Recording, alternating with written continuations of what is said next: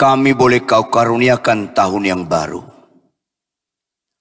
Jujur Tuhan, itu bukan peran kesalehan kami.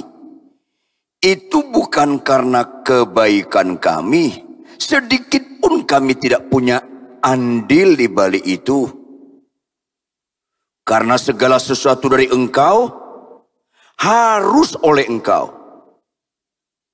Supaya kami kembalikan kepada Engkau kemuliaan sampai selama-lamanya. Itulah mujizat yang sejati. Untuk itu tolong kami semua Tuhan. Rasa takut akan Tuhan menguasai kami. Karena di situ kami menikmati pembelaan Tuhan. Roh Kudus berotoritaslah dalam pemberitaan firman Tuhan. Senantiasa lembutkan hati kami. Jangan ada bagian dalam diri kami mengadakan perlawanan terhadap kebenaran. Berbicaralah Tuhan. Kami mengakui firman-Mu berkuasa. Bukan saja mengajar, tetapi juga menunjukkan kesalahan kami. Supaya diperbaiki kelakuan kami terus menerus. Dan Kau didik kami dalam kebenaran. Tidak ada yang lebih indah di dalam kehidupan ini selain Kau dapatkan kami hidup dalam kebenaran. Berbicaralah Tuhan. Sebab semua ini kami memohon dalam satu nama yang agung dan mulia. Yesus Kristus Tuhan penebus, Juru Selamat, Raja di atas segala raja. Semua kita yang percaya sama-sama katakan, tepuk tangan yang keras. Amin, amin, amin. Silakan duduk, shalom. Selamat hari Natal dan selamat tahun baru buat sekalian. Bapak Ibu, seringkali kita nggak sadar bahwa perayaan Natal kita ambil satu sisi saja, menyambut tahun baru satu sisi saja, kita nggak lihat sisi yang lain, sehingga seringkali kita nggak sadar, kita menyalahgunakan berkat-berkat Tuhan. Ingat, jangan lupa perbedaan yang signifikan Tuhan Yesus dengan sesembahan lain. Tuhan Yesus lebih dahulu mengasihi kita daripada kita mengasihi Dia. Yang setuju katakan amin.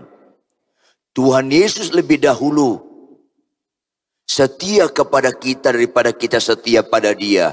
Yang setuju katakan amin. Tuhan Yesus lebih dahulu melayani kita daripada kita melayani Dia. Yang setuju katakan amin. Tuhan Yesus lebih dahulu berkorban segala-galanya pada kita daripada kita korban. Jangankan segala-galanya, berkorban setiap hari aja Dia lebih dahulu. Yang tidak pernah dilakukan sesembahan lain. Maka respon yang paling agung, catat baik-baik, respon yang paling agung yang kita bisa berikan kepada Dia hanya satu, mengasihi Dia. Ulangi, hanya satu, apa? Lebih keras apa? Tidak ada mujizat yang paling indah, Bapak Ibu anak-anak muda. Camkan, tidak ada mujizat yang paling indah selain Anda dan saya mengasihi Dia. Gak ada. Jangan sesat. Tidak ada mujizat yang paling indah dalam kekristenan selain didapatkan kita mengasihi Dia. Anda dan saya nggak pernah keliru memaknai kekristenan kalau mengasihi Dia. Sakit sembuh bukan itu ciri utama ajaran Kristen. apalagi miskin kaya. Itu bukan ciri utama ajaran Kristen. Stoplah, bukan itu ciri utama ajaran Kristen. Mengasihi dia itu ciri utama ajaran Kristen. Tepuk tangan yang keras. Karena itu ini menentukan. Sakit sembuh tidak menentukan. Khotbah yang bagus tidak menentukan. Nubuat tidak menentukan. Tolong tampilkan operator 1 Korintus 13 ayat 8. 1 Korintus 13 ayat 8. Ini menentukan. 1 Korintus 13 ayat 8. Sama-sama baca Bapak Ibu. 1, 2, ya. Baca sama-sama 1 Korintus 13 ayat 8. Tampilkan di layar. 1, 2, ya.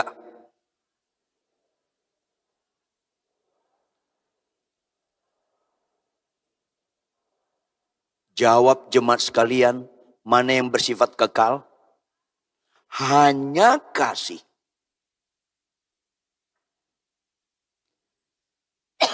Sementara ini banyak orang Kristen menganggap kalau bernubuat itu hamba Tuhan diurapi. Stop.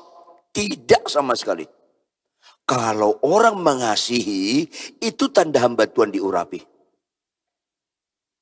Jangan salah. Kalau orang berbahasa roh itu tanda dikendalikan roh. Stop. Stop.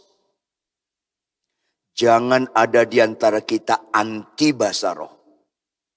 Saya ulangi. Jangan ada di antara kita anti bahasa roh. Sekaligus jangan pernah di antara kita mengutamakan bahasa roh. Karena itu tidak menentukan. Kasih menentukan. Iblis itu bapak pembohong. Makin tambah hari, makin dekat kedatangan Tuhan Yesus yang kedua kali. Yang setuju katakan amin. Makin tambah tahun, makin dekat kedatangan Tuhan Yesus yang kedua kali.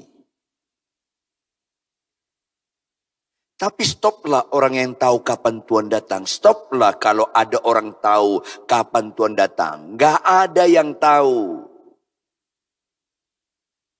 Kecuali hanya tanda-tandanya. Tapi tahun 2025 pasti lebih dekat kedatangan Tuhan kedua kali pada tahun lalu. Paralel dengan hal itu, sejalan dengan itu, makin dekat iblis akan dihukum selama-lamanya. Sejalan dengan kedatangan Tuhan yang kedua kali makin dekat iblis akan dihukum selama-lamanya. Makanya Matius 24 mengatakan, kalau waktunya nggak dipersingkat, orang pilihan pun disesatkan juga. Kalau konsep nilai kita sakit sembuh, khotbah di mana-mana, jemaat banyak, bernubuat, pengetahuan teologi tinggi, kalau konsep kita itu menunjukkan nilai, gampang disesatkan kita. Doktor teologi pun bisa sesat. Tapi kalau mengasihi Tuhan, tidak akan sesat. Yuk kita buka operator 1 Yohanes 4 ayat 8. 1 Yohanes 4 ayat 8. Sama-sama kita baca Bapak Ibu dengan keras, tampilkan di layar. Ini menentukan Bapak Ibu Saudara. Sama-sama baca 1, 2, ya.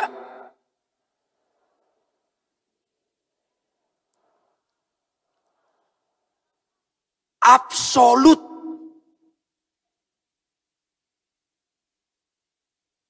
Seringkali kita tertarik yang tidak menentukan. Jangan ragu. Tuhan bisa menyembuhkan kita. Katakan amin. Tapi sakit sembuh itu tidak menentukan. Sampai 10 orang sakit kusta sembuh semuanya. Tapi hanya satu yang menyenangkan hati Tuhan. Yang lain tidak. Karena sakit sembuh itu tidak menentukan. Puji Tuhan kalau sakit kita sembuh. What next? Apa berikutnya? Karena sakit sembuh tidak menentukan. Kalau mengasihi itu menentukan. Biarpun kita bisa khotbah, melayani ke sana kemari, bisa bernubuat banyak mujizat, barang siapa tidak mengasihi, absolut ia tidak mengenal Allah. Iblis hanya takut kepada orang yang mengasihi Allah. Catat baik-baik. Iblis hanya takut kepada orang percaya yang mengasihi Allah. Di luar itu, iblis tidak pernah takut. Silakan kau bernubuat. Silakan kau melakukan mujizat-mujizat. Yang penting jangan kasih Allah. Ini yang bahaya Bapak Ibu. Yuk kita buka Matius 22 operator. Matius 22 supaya kita sama-sama punya konsep nilai yang benar dalam kekristenan yang sejati. Ayat kunci yang terutama. Yuk sama-sama kita baca ayat 36 sampai 37. Matius 22 ayat 36 sampai 37. Saya baca Bapak Ibu ayat 36. Saudara sekalian baca ayat 37. Guru, hukum manakah yang terutama dalam hukum Taurat? Lanjut.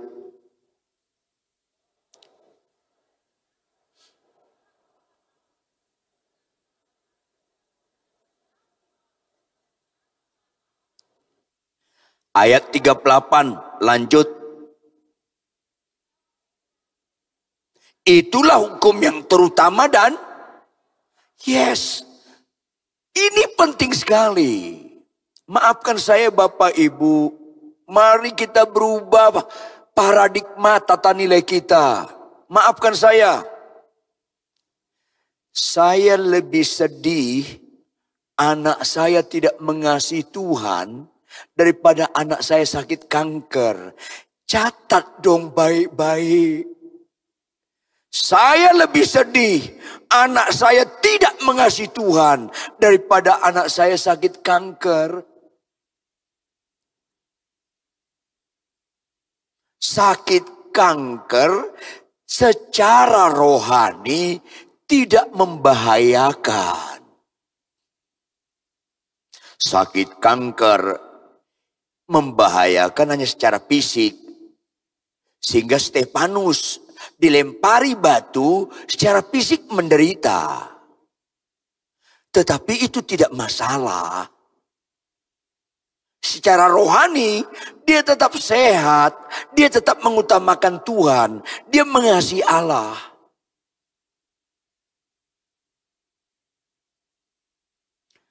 Terjadi dalam kebangunan rohani dalam kekristenan ini. Jangan gampang ditipu setan. Sekali lagi, jangan ragu Tuhan bisa menyembuhkan kita. Katakan amin. Tetapi kanker gak serius. Gak mengasihi Tuhan serius. Ayolah siumanlah kita semua. Supaya jangan gampang kita ditipu setan. Gak mengasihi Tuhan itu serius. Karena itu absolut tidak mengenal Allah. Sekalipun sakitmu sembuh. Sekalipun kau bisa mendoakan sakit orang sembuh. Isi tahun 2025 ini dengan mengenal Tuhan, dengan mengasihi Dia. Yang setuju katakan amin. Pasti sehat kekristenan Anda. Buka Yakobus 4 ayat 7, operator. Yakobus 4 ayat 7. Sama-sama baca Bapak Ibu dengan jelas. Sama-sama baca dengan keras. 1, 2, ya.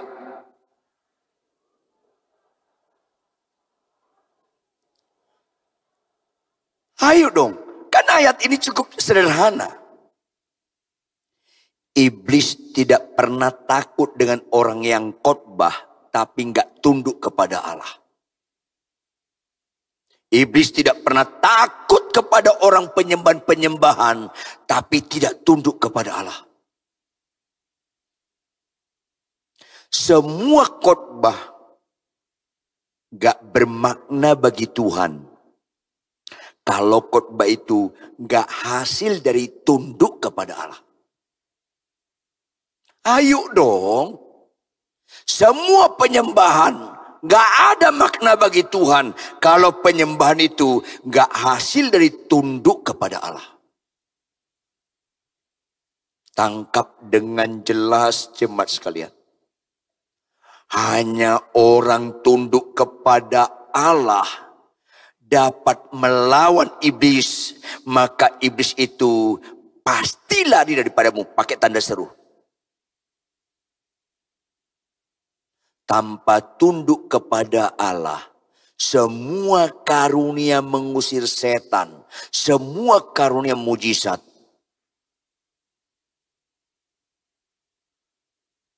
akan ditipu iblis mentah-mentah. Buka operator Matius 7 ayat 21 sampai 23. Matius 7 ayat 21 sampai 23. Perhatikan Bapak Ibu. Bukan setiap orang yang berseru kepadaku Tuhan, Tuhan akan masuk ke dalam kerajaan surga. Bukan setiap orang, artinya tidak ada pengecualian. Entah dia ketua sinode, apakah dia pengkhotbah atau jemaat biasa. Tidak ada pengecualian. Bukan setiap orang, kembali ayat 21 operator. Bukan setiap orang yang berseru kepadaku Tuhan, Tuhan. Berseru Tuhan, Tuhan bentuk nyanyian, bentuk penyembahan, bentuk khotbah, bentuk mujizat-mujizat. Bukan. Kalimat terakhir sama-sama baca. Kalimat terakhir dari kata melainkan. Sama-sama baca. 1, 2, iya. Melainkan. Apa arti tunduk kepada Allah? Apa arti tunduk kepada Allah? Melakukan firman Tuhan itu tunduk kepada Allah. Ciri utama orang Kristen, pelaku firman. Anda keliru memaknai kekristenan kalau Kristen itu sekedar sakit sembuh, tidak pelaku firman. Ayolah. Kalau kita pelayanan bagus di gereja, tapi di luar kita menipu, berbohong, berzinah, lesbian, homoseks, ikutin judi online. Mana ada orang tunduk kepada alam model begini? Bukan istrimu jadi istrimu, bukan suamimu jadi suamimu. Mana ada tunduk kepada Allah seperti ini? Anak-anak yang sekolah, yang kuliah, kau malas belajar. Semua penyembahanmu hari ini gak bermakna di mata Tuhan. Kalau kita malas belajar, kita memuji nama Tuhan. Itu sekedar lip service, ritual tanpa spiritual. Anak-anak, kalau kau melawan mamamu, melawan papamu, pacaran seenaknya, terus menyembah, mana ada penyembahan seperti itu di hadapan Tuhan? tunduk kepada Allah, melakukan kehendaknya, itu penyembahan yang sesungguhnya. Tunduk kepada Allah, melakukan firman Tuhan dalam kehidupan sehari-hari, itu penyembahan sesungguhnya. Kalau kita sehari-hari seenaknya hidup, terus kita menyembah, mimpin pujian, menyembah nyanyi lagu rohani dengan terharu-terharu, itu kan mengejek Tuhan. Dan itu banyak. Itulah ayat 22. Karena dikira bernubuat itu rohani tanpa tunduk kepada Allah. Ngusir setan itu rohani tanpa pelaku firman. Sekarang ini banyak. Baca ayat 22 keras. 1, 2, ya.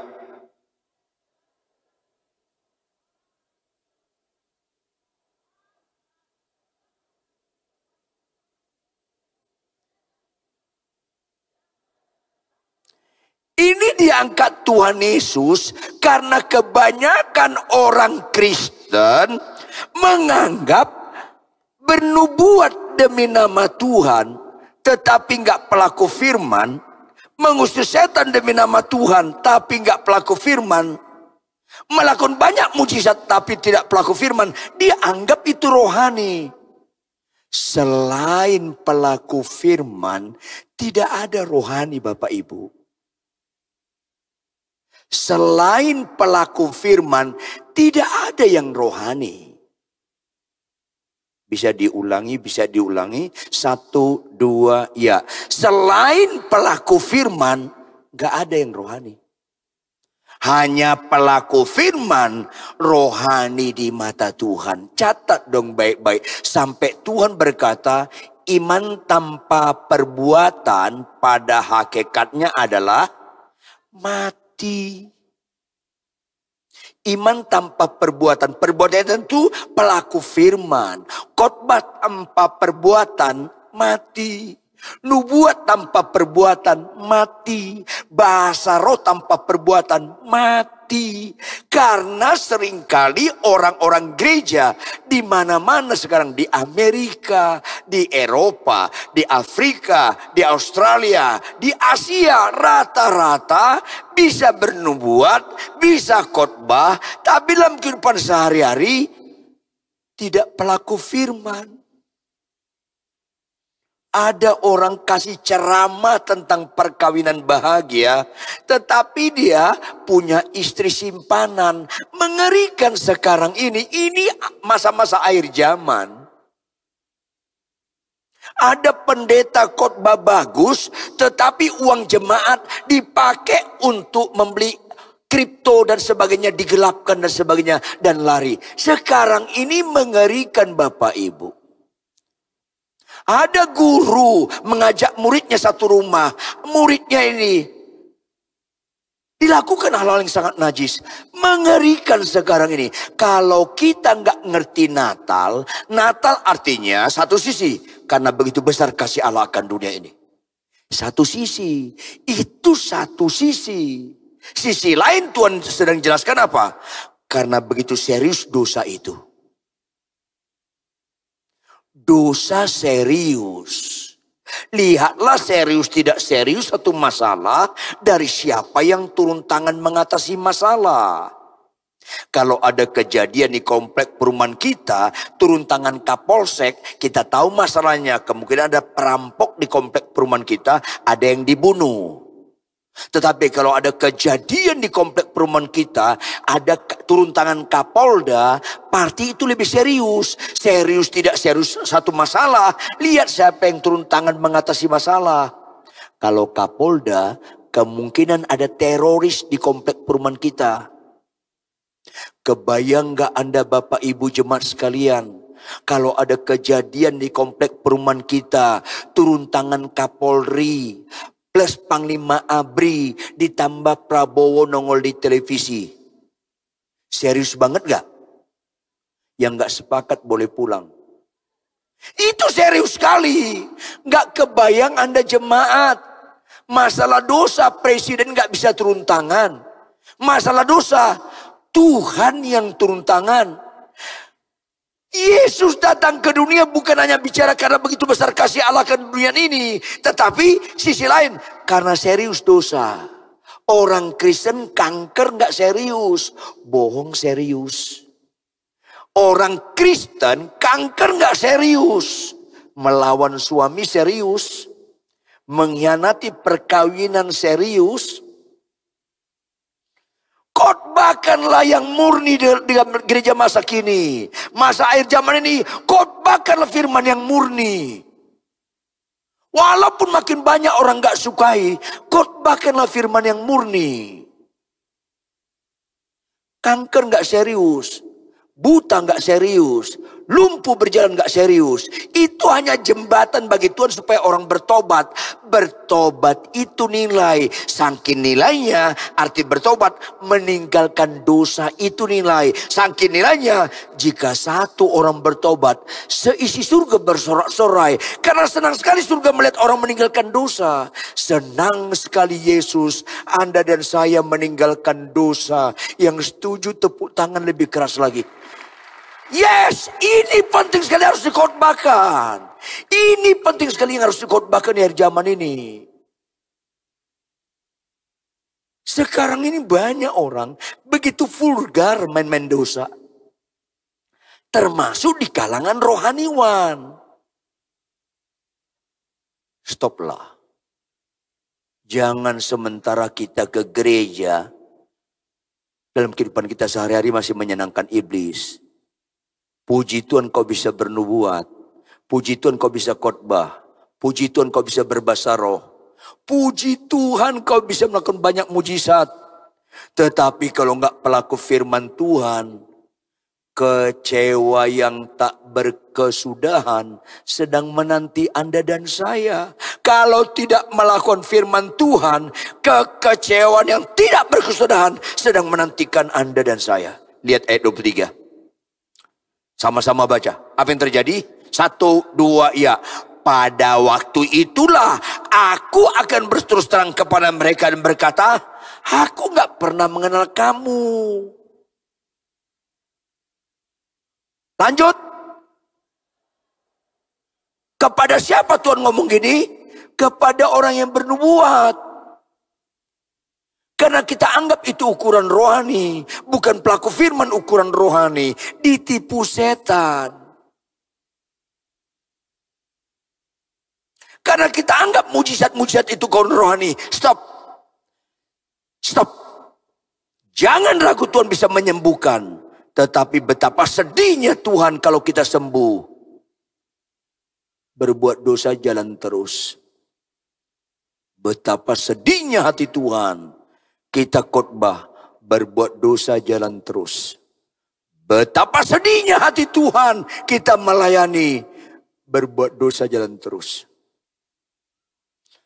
Natal artinya betapa bernilai kasih-Mu Tuhan. Betapa keji dan najis itu dosa. Sehingga orang merayakan Natal meninggalkan dosa. Kristen identik dengan meninggalkan dosa. Apa itu dosa? Tidak taat. Gak taat itu dosa Bapak Ibu. Gak taat itu mengerikan daripada penyakit apapun yang paling parah dalam hidup ini. Kalau Anda lebih sedih anakmu sakit kanker daripada anakmu melawan orang tua, Anda belum mengerti rohani. Kalau Anda lebih sedih anakmu sakit kanker daripada anakmu melawan orang tua, Anda belum mengerti rohani Bapak Ibu. Ini penting sekali dikhotbahkan berulang-ulang. Secara khusus di akhir zaman. Sehingga tangkap-tangkap Bapak Ibu Jemaat sekalian, tangkap-tangkap. Ketika Yesus lahir ke dunia. Saya ulangi. Ketika Yesus lahir ke dunia yang kita rayakan Natal. Siapa yang diutus Tuhan lebih dahulu meluruskan jalan? Ada yang tahu siapa? Yohanes Pembaptis. Tahu apa isi khotbahnya? Hanya satu isi khotbahnya. Sadarlah dan bertobatlah, kerajaan Allah sudah dekat. Sadarlah dan bertobatlah, kerajaan Allah sudah dekat. Sadarlah dan bertobatlah, kerajaan Allah. Itu khotbah utama Injil. Bukan sakit sembuh. Saya ulangi, jangan ragu Tuhan bisa menyembuhkan kita. Tetapi kecil sekali Tuhan itu. Kalau kita percaya menyembuhkan, tapi nggak bisa membuat hidup kita kudus. Kecil sekali Tuhan itu. Karena Allah dahsyat di tempat kudusnya. Bukan di kesembuhan mujizat, di tempat kudusnya. Makanya kedatangan Tuhan Yesus yang kedua kali, yang akan dinyatakan kelak, akan harus hadir Yohanes Pembaptis akhir zaman. Yaitu yang mengkhotbahkan tentang pertobatan. Gereja akan sesat kalau lebih banyak khotbah mujizat daripada pertobatan. Karena bisa jadi teman kerja setan, menipu jemaat, puas sakit sembuh, tetapi nggak bertobat. 10 orang sakit kusta sembuh, 9 ke neraka. Karena kesembuhan tidak menghalangi orang binasa ke neraka. Bertobat menghalangi orang masuk ke neraka. Khotbah bagus gak menghalangi orang itu masuk neraka. Bernubuat, berbahasa roh, mujizat ngusir setan gak menghalangi mereka masuk neraka. Bertobat, meninggalkan ketidaktaatan dan taat melakukan kehendak Bapa, itu yang mujizat terutama yang menunjukkan orang ini manusia Allah. Tanggal berapa sekarang jemaat sekalian? Lebih keras tanggal berapa sekarang? Tahun ini ada berapa hari? 365 hari. Ayo supaya kita jangan kita euforia berlebihan dengan Natal, Happy New Year, akhirnya lalai. Kalau 365 hari 1 tahun, kita pakai 12 hari. Berarti sisanya berapa hari lagi? 343 hari. Ngerti Bapak Ibu Jemaat sekalian? Supaya kita lebih sungguh-sungguh lagi ikut Tuhan. Tolong jawab dalam hati supaya Anda ngerti betapa tidak biasa-biasanya kekristenan sekarang ini. Betapa seriusnya main-main orang Kristen ini. Siapa 12 hari ini masih nggak disiplin baca Alkitab? Anda kan main-main. Anda kan main-main. Siapa 12 hari ini diberikan Tuhan tahun yang baru, 12 hari. Masih nggak disiplin Anda baca Alkitab. Anda kan main-main. Gagal fokus. Ayolah. Kira-kira Bapak Ibu, maafkan saya supaya kita lebih serius lagi ikut Tuhan menurut pikiran Tuhan. Kira-kira kalau anak saya minta duit 100 ribu. Pak minta duit 100 ribu lah. Misalnya dulu waktu dia masih muda, masih kuliah. Pak minta duit 100 ribu. Untuk apa? Ada penting sekali untuk sekolah saya Pak. Saya kasih dia 100 ribu. Saya kasih dia 100 ribu. Terus itu pagi dia pergi. Siang istri saya ngajak saya belanja misalnya. Jalan utama macet. Kami lewat jalan perkampungan. Misalnya saya temukan anak saya lagi nongkrong sama teman-temannya merokok. Sedih rasanya. Pulang dia dari kuliah, saya panggil dia. Kau gunakan apa 100 ribu nak?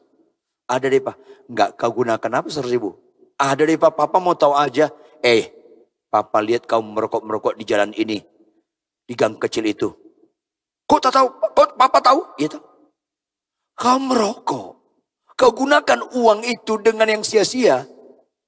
Maaf Pak. Terus dia bilang langsung, Pak, minta 500 ribu dong Pak. Jawab Bapak Ibu, jawab anak muda, jawab Bapak Ibu, jawab anak muda. Saya kasih enggak? Saya kasih enggak 500 ribu? Tidak. Allah tidak pernah memberikan dirinya dipermainkan. Kalau 12 hari diberikan pada kita, 12 hari kita masih malas baca Alkitab, 12 hari kita masih marah-marah, 12 hari kita masih bohong dan menipu, 12 hari kita masih buka situs porno, 12 hari masih kita lanjutkan homoseks lesbian, 12 hari masih berzina. Kira-kira 343 hari di depan, kira-kira Tuhan percayakan enggak? Allah tidak pernah memberikan dirinya dipermainkan. Benar Allah penuh kasih, tapi tidak memberikan dirinya dipermainkan. Jangan salahkan Tuhan kalau bulan ini Anda mulai nggak dipercayakan kehidupan. Tetapi bersyukurlah sebelum Anda meninggal,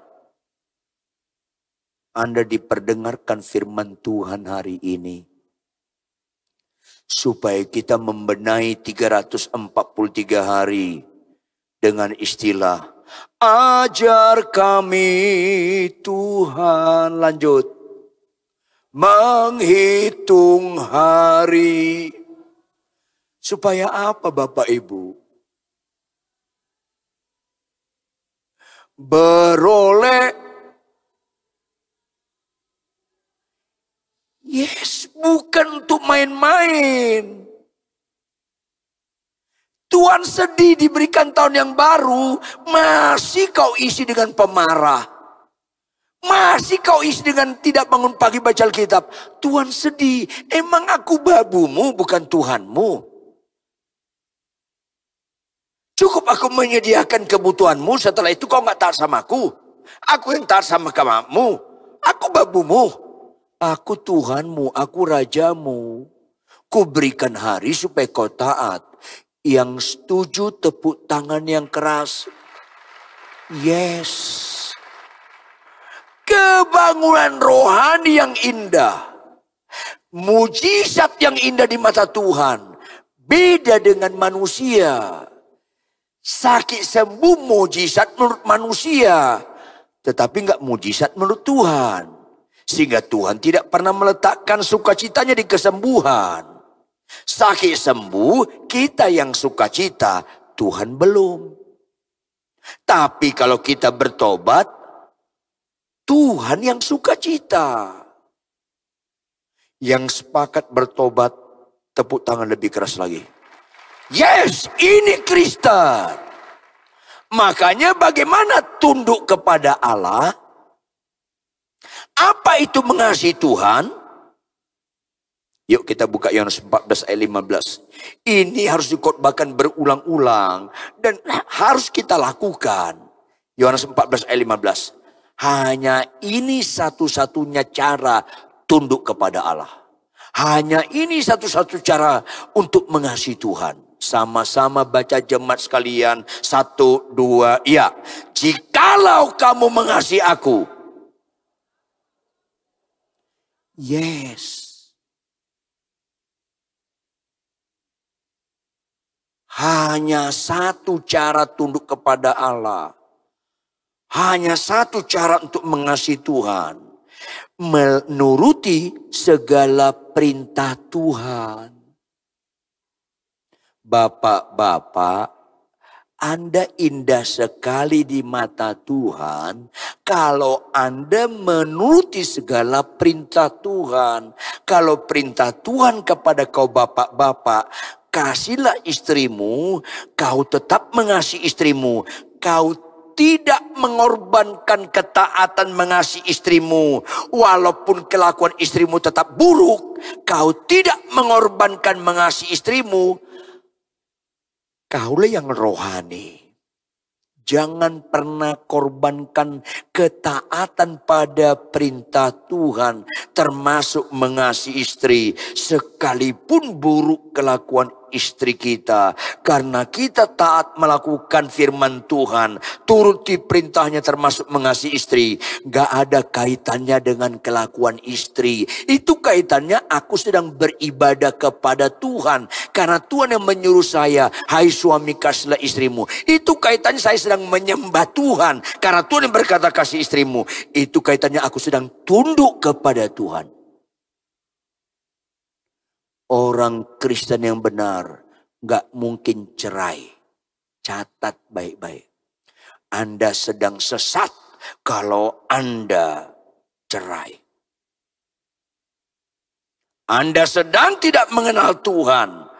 Anda niat ke pengadilan beberapa hari ke depan, beberapa waktu kemudian supaya cerai. Stop, stop, dan stop. Yang kayak begini yang harus diajarkan di gereja di hari zaman ini. Hanya orang tunduk kepada Allah yang bisa melawan iblis. Iblis itu lari. Lainnya nggak ada.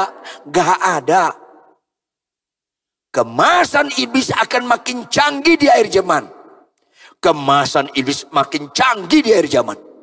Silahkan kau khotbah. Silahkan jemaat kau banyak. Silahkan banyak mujizat. Silahkan kau punya berkat-berkat melimpah. Yang penting yang berjinah jalanlah terus berjinah. Yang sombong berjalanlah terus sombongmu. Yang menipu jalanlah nipumu. Yang mengkhianati perkawinan jalan. Ini tipuan iblis. Anda dan saya sedang tidak ditipu iblis. Kalau Anda bisa khotbah atau nggak bisa khotbah, Anda menuruti segala perintah Tuhan. Hanya pelaku firman yang nggak bisa ditipu iblis. Hanya satu, pelaku firman. Ini yang harus kita perjuangkan, yaitu taat sampai mati, taat sampai garis akhir. Itu yang harus kita perjuangkan. Bukan yang lain. Kalau orang gak percaya wajar kita doakan sakit sembuh. Sebagai jembatan supaya mereka percaya. Bagi orang percaya, saya ulangi.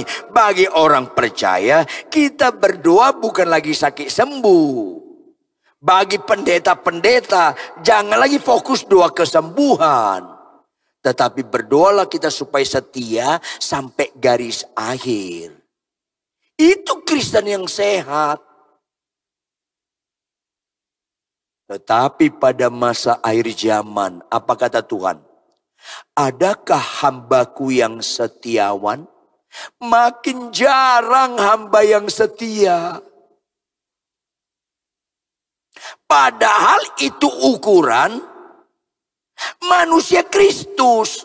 Itu ukuran hidupku bukan aku lagi, melainkan Kristus dalamku. Tampilkan operator Filipi 2 ayat 5. Filipi 2 ayat 5. Sama-sama baca Bapak Ibu. 1, 2, ya.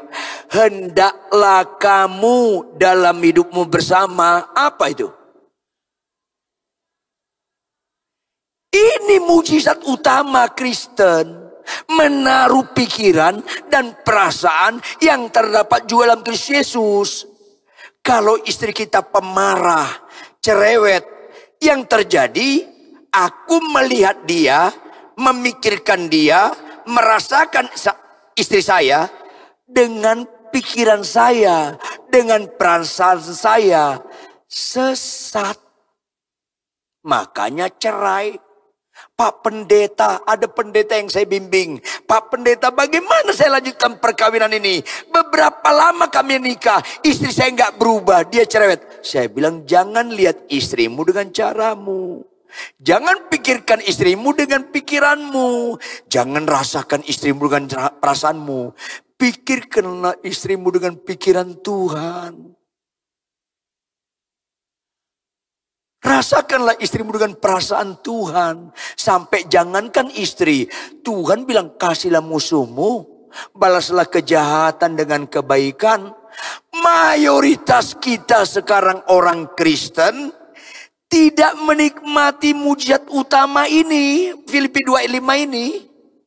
Yaitu menaruh pikiran perasaan yang terdapat juga dalam Kristus. Itu gak kita miliki. Padahal itu mujizat utama. Kenapa kita bisa mengasihi musuh kita? Karena kita melihat musuh kita dengan cara Tuhan melihat. Kenapa kita bisa membalas kejahatan dengan kebaikan? Karena kita melihat, memikirkan yang melakukan kejahatan bagi kita dengan cara Yesus memikirkan dia. Bukankah itu mujizat utama pengikut Kristus? Bukankah kalau enggak begitu kita keliru mengikut Kristus? Makanya setelah bertobat lahir baru, sukacita yang sejati, kita tutup dengan firman Tuhan. Lukas 11 ayat 27 sampai 28. Ini mujizat utama. Lukas 11 ayat 27 sampai 28. Saya baca ayat 27 Bapak Ibu. Anda baca ayat 28. Dengan kita mata tertuju kepada Kristus saat membacanya. Ketika Yesus masih berbicara, berserulah seorang perempuan dari antara orang banyak dan berkata kepadanya, berbahagialah ibu yang telah mengandung engkau dan susu yang telah menyusui engkau. Sama-sama baca jemaat ayat 28 dengan keras. Sama-sama baca 1, 2, ya.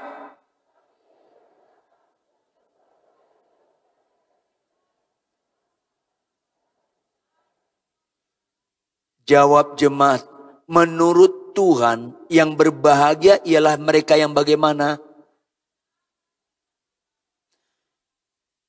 Jawab jemaat lebih keras dari hatimu yang paling dalam supaya selaras kita dengan pikiran Kristus, dengan perasaan Kristus, dengan paradigma Kristus, dengan konsep nilai Kristus. Jawab jemaat, menurut Yesus Kristus yang berbahagia ialah mereka yang bagaimana? Tepuk tangan yang keras. Yes. Sayang, pemahaman ini sedikit di kalangan orang percaya memegangnya. Sedikit. Lebih banyak orang lebih suka apa? Sakit sembuh, jadi pendeta terkenal, mobil Innova jadi Alphard. Lebih banyak orang Kristen seperti ini daripada memiliki kebahagiaan menurut Kristus. Sehingga gak heran Tuhan berkata, banyak yang terpanggil, lanjut.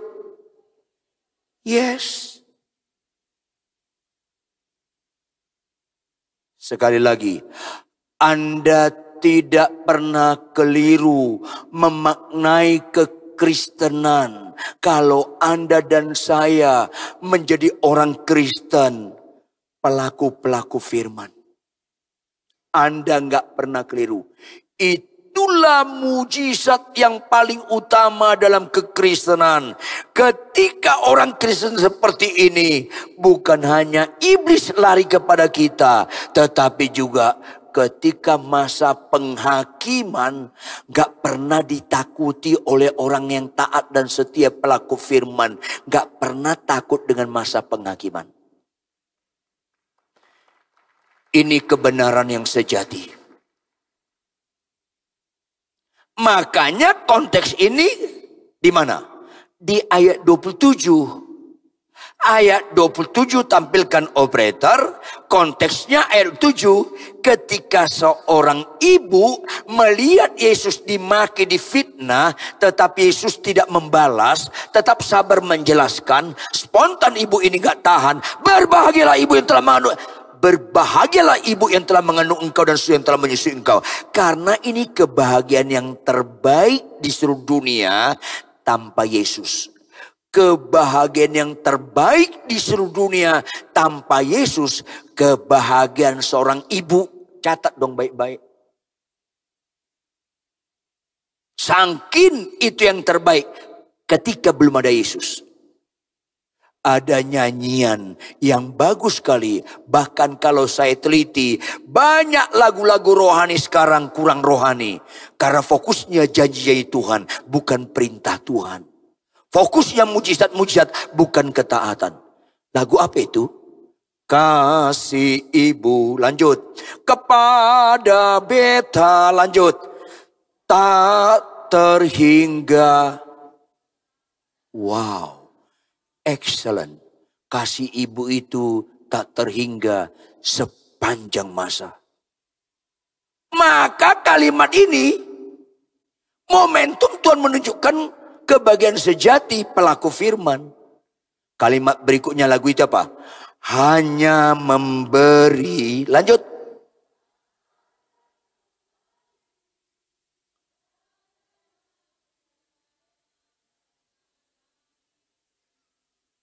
Halo. Itu lagu bagus sekali. Hanya memberi, tak harap kembali. Di gereja, ajaran-ajaran kebodohan terjadi. Apa itu? Berikanlah persembahan, nanti kau dibalas 60 kali lipat, 100 kali lipat. Itu bukan itu ajaran Alkitab. Tapi karena mental gunung kawi kita belum tuntas, kita suka yang begitu. Berikanlah persembahan supaya dibalas 60 kali lipat, 100 kali lipat. Berarti kita memberi, harap kembali, kelipatannya tinggi. Aduh, jemaat nggak ngerti. Berikan persembahan, nanti dibalas 60 kali lipat, 100 kali. Amin, amin, amin. Tuhan di surga sedih. Loh, kok gitu ajaranku?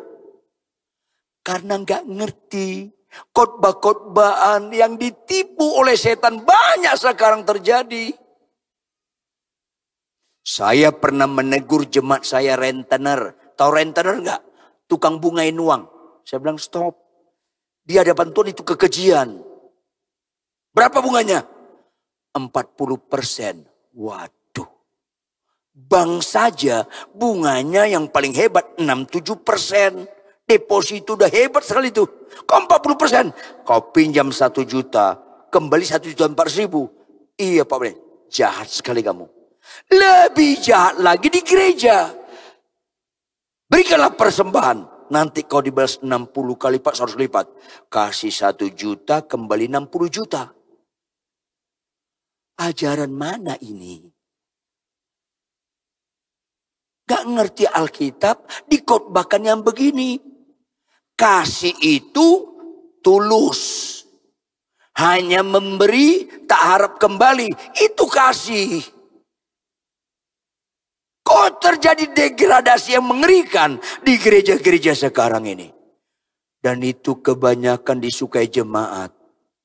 Sehingga gak heran Tuhan berkata banyak yang terpanggil, sedikit yang terpilih. Beberapa kali saya khotbah di mana-mana saya bilang, habis khotbah, saya tidak terima persembahan, gak kurang sukacita saya. Catat baik-baik. Siapapun pengurus gereja ini, catat baik. Habis khotbah, saya nggak dapat persembahan, nggak ada masalah. Karena saya sudah menceritakan kebenaran, itu sudah upah bagi saya. Siapakah Rituan Huta Barat yang latar belakangnya jahat bisa menceritakan kebenaran? Bukankah itu sudah upah bagiku? Jangan sesat. Yesus mengorbankan nyawanya, kasihnya, menyelamatkan kita dengan cuma-cuma. Kok ada pendeta yang saya kenal bilang, Pak Rituan, kita harus punya standar Pak Rituan. Standar apa? Kalau kita diundang khotbah hotel nggak bintang 5, jangan terima. Dari mulut bibir bisa bicara gini. Saya bilang, kau nggak kenal salib Kristus. Maafkan saya Bapak Ibu. Karena terjadi degradasi yang begitu mengerikan sekarang dalam pelayan-pelayan Tuhan. Ada apa ini?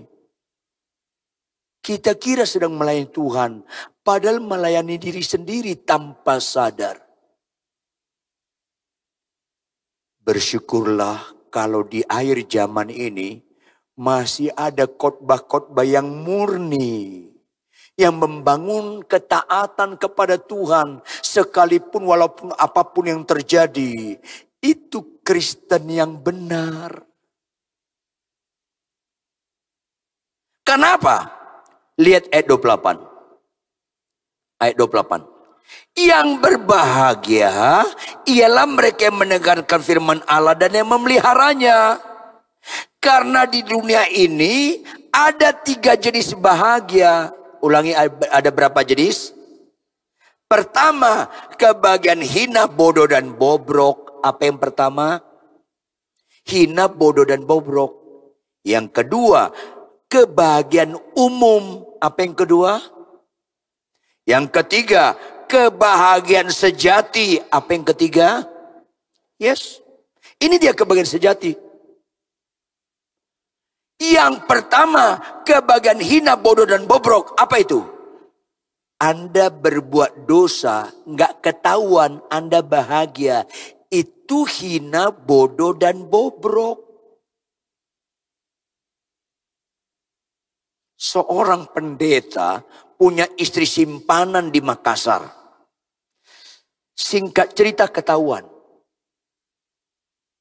Ketika kita konseling, saya tanya, ketika kau berulang-ulang ke Makassar, kau berbuat zina, nggak ada gelisah hatimu. Ketika kau nginap sama istri simpanan Makassar, pulang ke Jakarta ketemu istrimu, nggak ada rasa takut kamu. Awal-awalnya sih ada, Pak Pendeta. Berikutnya ada kelegaan sepanjang nggak ketahuan. Tetapi dia tetap khotbah, Bapak Ibu. Dia tetap khotbah. Halo, itu saya berulang-ulang kasih ingat kepada Anda. Kalau kena kanker, jawab, sebaiknya ketahuan sejak awal atau akhir. Apalagi dosa. Mujizat lebih indah daripada lumpuh berjalan. Mujizat lebih indah daripada buta celik. Bagi orang percaya, ketika dia berbuat dosa langsung ketahuan, bila perlu sedikit dipermalukan, itu mujizat. Supaya kejadian yang gak nyaman ini melatih ulang kita yang dablek ini, bahwa kita gak pernah cocok dengan dosa. Itu yang saya bilang, kalau ada bapak-bapak niat selingkuh, janjian sama si kuntilanak di depan lobi Pakuwon Mall, jemput, bawa ke Batu Malang untuk berzina, sampai di hotel yang sepi, berhenti, masuk ke hotel, mesen kamar, lagi mesen kamar, ketemu ibu mertua Anda, itu mujizat. Kalau sekedar sakit sembuh mujizat, agama lain pun mau. Sekedar sakit sembuh mujizat, penjahat pun suka kesembuhan, Bapak Ibu. Janganlah rendahkan pengorbanan Kristus di kayu salib. Sekedar sakit sembuh. Sementara banyak sakit sembuh masuk neraka. Kebahagiaan hina dan bobrok. Anda dan saya berbuat dosa nggak ketahuan bahagia. Anda korupsi berulang-ulang gak ketahuan bahagia. Anda menfitnah orang, akhirnya orang itu dipermalukan. Anda gak tahu siapa yang menfitnah dia, padahal Anda gak ketahuan, Anda bahagia. Itu kesurupan tingkat tinggi. Halo, milikilah hati Kristus. Sekarang ini banyak orang Kristen menganut kebahagiaan hina, bodoh, dan bobrok. Anak mahasiswa, ujian, nyontek, ngepek, nggak ketahuan, lega dia. Terima kasih Tuhan atas pelindunganmu. Terima kasih Tuhan. Ini kan kesurupan. Kebahagiaan hina, bodoh, dan bobrok. Malanglah hidup Anda, Bapak Ibu anak muda. Malanglah hidup saya. Kalau kita berbuat dosa, kita punya kemampuan gak ketahuan dan tetap bisa khotbah. Itu mengerikan sekali. Dan sekarang ini sedang terjadi tidak sedikit. Banyak terjadi seperti itu. Sampai ada di Bandung worship leaders ketemu di kos, dibunuh teman homoseksnya. Padahal dia mimpin pujian bagus sekali. Ketemu dibunuh teman homoseksnya. Bersyukurlah Anda di akhir zaman ini masih Anda dengar khotbah-khotbah yang mengerti dosa itu sangat mengerikan. Lebih mengeri daripada kau sakit kanker. Kebahagiaan hina dan bobrok adalah kita berbuat dosa nggak ketahuan, kita lega, kita bahagia. Yang kedua, mayoritas orang Kristen menganut kebahagiaan yang kedua. Yang pertama tadi, tidak sedikit orang Kristen masih menganut kebagian hina, bodoh, dan bobrok. Tapi yang kedua, rata-rata orang Kristen menganut kebagian umum. Apa itu? Jawab Bapak Ibu, orang Kristen kalau kankernya sembuh bahagia enggak? Jawab dong. Agama lain kalau kankernya sembuh bahagia enggak? Penjahat kalau kankernya sembuh bahagia enggak? Itu umum, siuman dong, jangan pingsan terus. Itu umum, karena penjahat pun bahagia. Ayo dong, ada apa Kristen ini? Tuhan sedih kalau Anda sakit sembuh gak bertobat. Kebahagiaan sejati adalah pelaku firman. Pelaku firman pertama apa? Jika satu orang saja bertobat, seisi surga bersorak-sorai. Kenapa surga meletakkan sukacitanya ketika kita meninggalkan dosa? Karena itu kebahagiaan sejati. Tepuk tangan yang keras. Itu surga aja meletakkan sukacitanya kalau bertobat. Sementara ini banyak kami pendeta nggak bertobat. Tampilkan operator Lukas 15 ayat 7. Mayoritas orang Kristen sekarang, sedihnya banyak pengkhotbah, dosen teologi, pimpinan sinode nggak bertobat. Sama-sama baca, ini keras sekali nih ayat. Sama-sama baca dengan keras, semuanya jangan diam, semuanya keras baca. Ayat 7, 1, 2, ya. Aku berkata kepadamu, lanjut.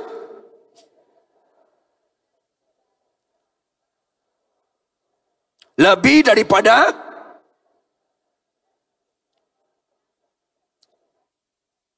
dua kelompok disebutkan Tuhan di ayat ini. Dua kelompok. Kelompok pertama berapa jumlahnya? Kelompok kedua berapa jumlahnya? Gak ekstrim tuh. Bukan 1:10. Bukan 1:25. Bukan 1:50. 1:99. Gak gemetar baca ayat ini. Tampilkan ayatnya tetap operator. Ayatnya tetap. Yang satu ini latar belakangnya orang apa? Orang berdosa. Yang 99 ini latar belakangnya orang apa? Orang benar. Adakah ayat firman Tuhan bobotnya gertakan? Gak ada. Pasti digenapi. Ini pasti digenapi, bukan gertakan. Ironis sekali. Akhirnya mana yang Tuhan membuat Tuhan sukacita? Mana yang membuat Tuhan sukacita? Yang satu 99.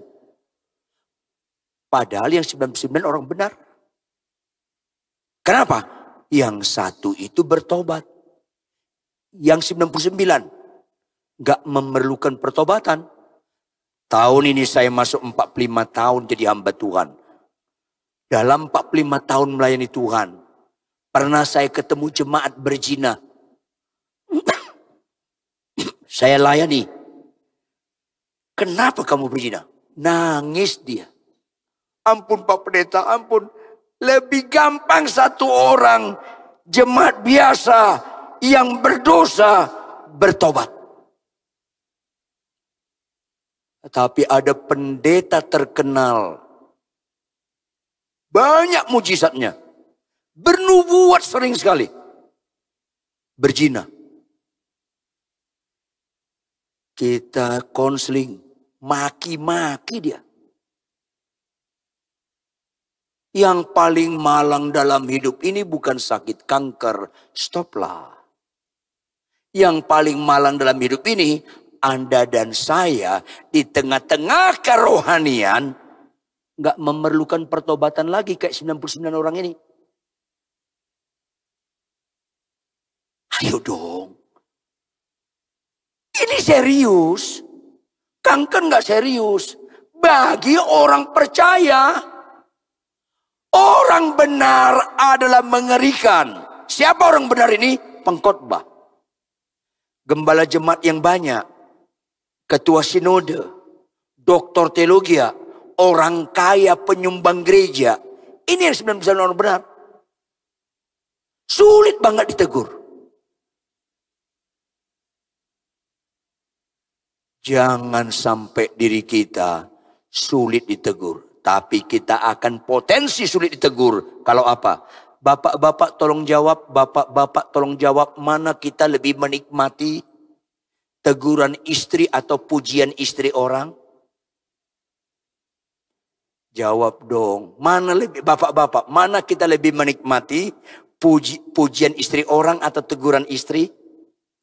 Kalau kita lebih menikmati pujian istri orang daripada teguran istri, kita menggenapi yang 99. Jawab Bapak Ibu. Sehebat-hebatnya istri orang mengenal saya, bisa enggak sehebat istri saya dalam mengenal saya? Bisa enggak? Enggak. Sehebat-hebatnya istri orang dalam mengenal saya, udah paling hebat 1/10 dengan kemampuan istri saya dalam mengenal saya. 1/10 aja udah hebat. Jawab Bapak Ibu jemaat sekalian, kalau istri orang memuji saya, berangkat dari mengenal saya atau tidak? Jawab dong. Yang keras dong. Enggak. Istri orang kalau memuji saya, berangkat dari enggak mengenal saya.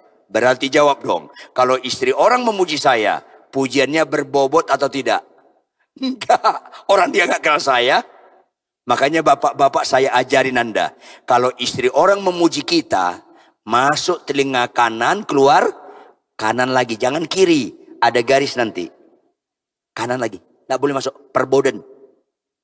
Kalau ada ibu bilang, Pak Ridwan, saya seringkali mengikuti khotbah bapak di online. Luar biasa. Bu, nggak usah puji-puji. Bertobat aja, pelaku aja. Udah gitu aja. Jawab Bapak Ibu. Kira-kira ada nggak orang di bumi ini sehebat istri saya dan mengenal saya? Nggak ada. Perhadapkan sama saya. Nggak ada orang di bumi ini sehebat istri saya dalam mengenal saya. Nggak ada. Nggak ada. Adik kakak saya pun kalah. Karena saya lebih lama dengan istri saya daripada adik kakak saya. Jawab Bapak Ibu, jangan ragu-ragu jawab. Kalau istri saya menegur saya, berangkat dari mengenal saya atau tidak? Berarti kalau istri saya menegur saya, lebih bagus saya nikmati atau saya marah? Nikmati. Itu menghindar kita menggenapi yang 99. Kalau kau ibu-ibu lebih menikmati pujian suami orang daripada teguran suamimu, kau masih kesurupan. Bongkarlah kemunafikan kita ini. Banyak pendeta suka dipuji istri orang. Istrinya negur, ditampar dia istrinya. Akan menggenapi 99 orang. Maka pulanglah dari tempat ini dengan kebahagiaan sejati. Apa itu kebahagiaan sejati? Bukan sakit sembuh. Bukan mobilmu Innova jadi Alphard. Kebahagiaan sejati, mulut bibir Yesus ngomong, orang yang berbahagia adalah orang yang mendengarkan firman Tuhan serta memeliharanya. Apa itu memeliharanya? Merenungkannya siang dan malam dan melakukannya. Gak ada mujizat yang terindah di mata Tuhan selain didapatkannya orang-orang percaya, apakah itu pendeta, ketua sinode, pengkhotbah, dosen teologi, worship leaders, singers, pemain musik, penunjuk multimedia, soundman, guru sekolah minggu, pembina remaja, pembina pemuda, jemaat biasa, selain kita menjadi pelaku firman. Bangkit berdiri, tepuk tangan lebih keras lagi. Ini penting kita khotbahkan terus-menerus di akhir zaman. Maka sambutlah joy to the word dengan bertobat dan pelaku firman. Hanya pelaku firmanlah iblis lari daripadanya. Hanya pelaku firmanlah punya kategori mengasihi Tuhan. Hanya pelaku firmanlah tidak mengejar berkat, melainkan dikejar berkat. Tetapi untuk pelaku firman itu tidak bisa instan. Lumpuh berjalan bisa instan. Lazarus bangkit bisa instan. Laut terbelah bisa instan. Seketika. Tetapi pelaku firman harus kita berserah. Disiplin baca Alkitab. Tiap hari. Merenungkannya siang dan malam dengan militan. dan menjadi pelaku firman. Kalau gagal, kita ulangi tanpa menyerah. Kita ulangi tanpa menyerah. Kita nyanyikan satu lagu, berserah kepada Yesus. Sebagai respon kita terhadap firman Tuhan, kita mau menikmati mujizat sejati, yaitu kebahagiaan sejati pelaku firman. Amin.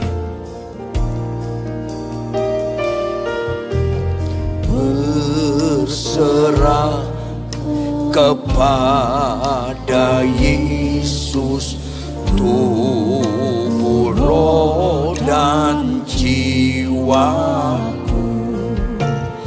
Ku kasihi, ku percaya, ku ikuti Dia terus. Aku berserah, katakan dengan iman. Aku berserah pada Yesus Juru Selamat. Aku berserah. Katakan langsung kepada Tuhan, berserah. Amin. Amin.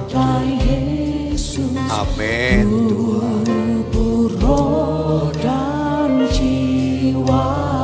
Tolong kami semua Tuhan.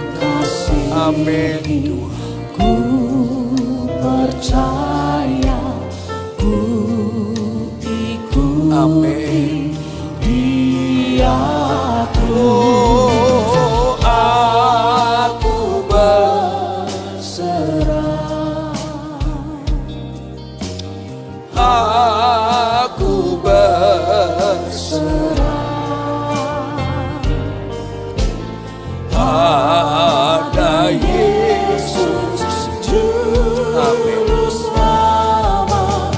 Aku berserah. Jemaat yang dikasihi oleh Tuhan, ada Tuhan Yesus di tengah-tengah kita hari ini.